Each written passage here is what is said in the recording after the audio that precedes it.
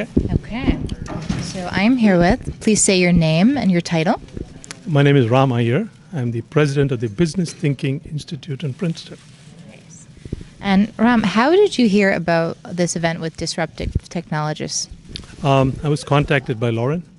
So she reached out and she said, I'd love to have you be a speaker or be on one of the panels. Here I am. Nice. Well, we're very excited to have you here tonight. And give me a little insight on your background here in New York and your work. You see, I'm a techie. I have an undergrad in jet propulsion. I have a master's in robotics. I got my master's in robotics 30-some years ago. I couldn't find jobs, so I had to get out of the field. And then, since then, I went and got an MBA. So I'm a techie with an MBA.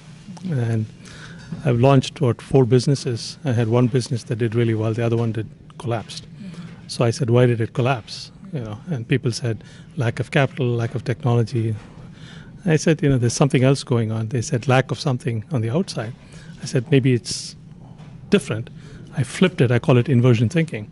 I said, maybe I failed not because I lack something, but because I have something. Maybe it's not outside, maybe it's inside. So in other words, did I fail because I'm me? And the answer was yes. It turned out that one of the reasons why that venture failed is I was a techie in business.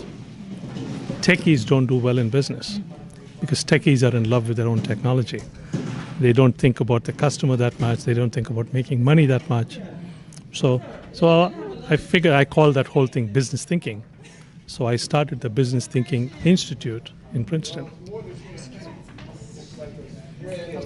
Sorry, a lot of people have been doing that. Well, I think that's a really wonderful way to think about your next steps, because there's so many people, whether they're in startup companies, in business or tech, and it's not easy.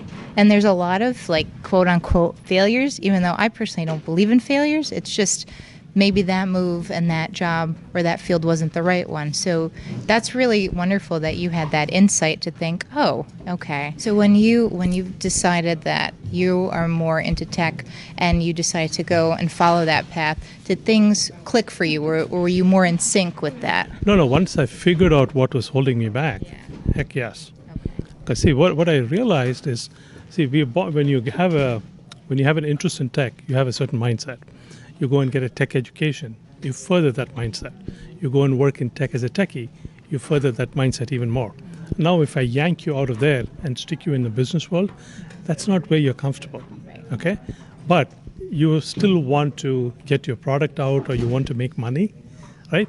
But you don't have the right mindset. You have a different set. So for example, I'll give you a very simple example. Techies think in black or white. So it's like, what should the thickness of a particular beam be? There's an answer for that. It cannot be anywhere from 1 to 20 inches.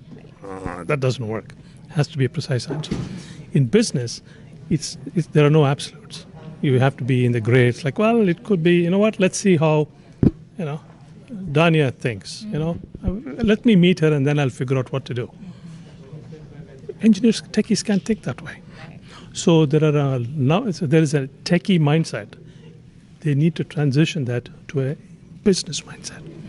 But people hear me, they say, yes, I understand, but most people don't know what mindset is. I didn't know either. So I did a lot of research on that. Then I figured out how to go and figure out what a person's mindset is. Like your mindset, I can spend time with you and figure it out. And then how do I emulate it?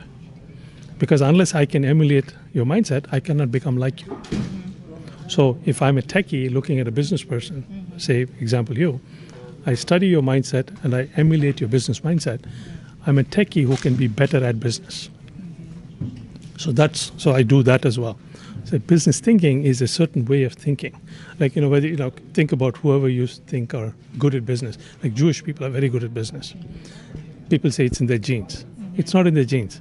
It's how they were raised. They were raised with a certain set of beliefs, certain values, certain principles, certain rules they live by.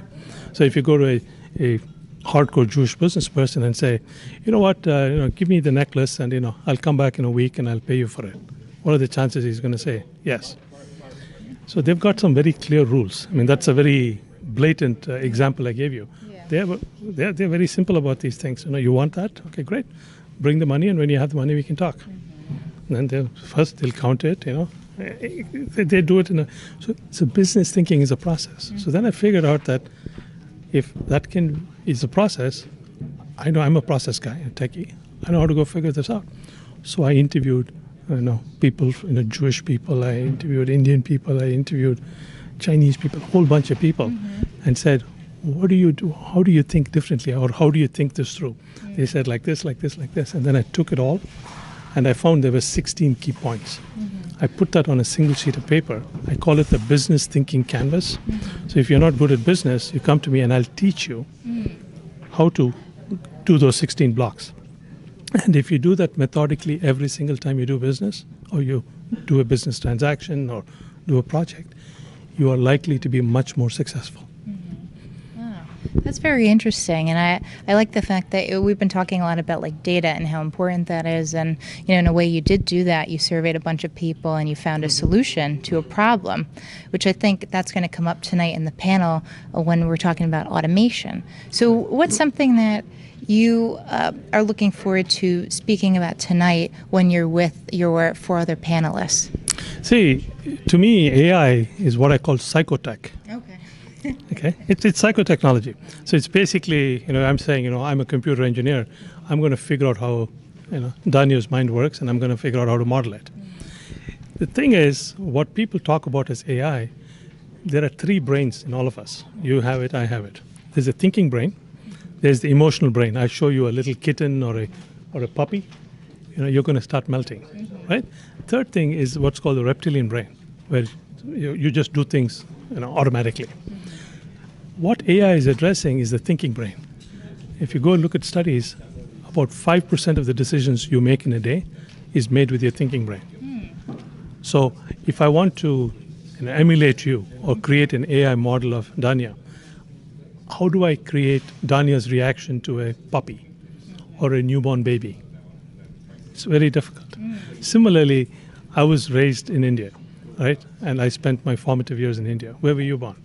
I was born in Rhode Island. You were born in Rhode Island, right? See, so now you have a different set of programming than I do. It's not good or bad. It's different, right? Now, with AI, how do you go and replicate? How do you model Dania's upbringing in Rhode Island versus Ram's upbringing in India? Right. Bloody hard. Because that requires you to get into each person's head and explore what are your beliefs, what are your values. If you ask beliefs, people don't necessarily know what beliefs are, or they may give you 1 or 2, but there are many others that are driving it. So AI trying to model humans or the human mind is actually a much more difficult task than anybody realizes it is. So that's one of the key things that I want to talk to people about. I'm very excited to hear your perspective on the questions tonight, because I think you're coming at things from a different angle. And I look forward to chatting with you after, but this has been wonderful. Thank you so much. Thank you. Thank you for the opportunity. Wonderful. Take care. Very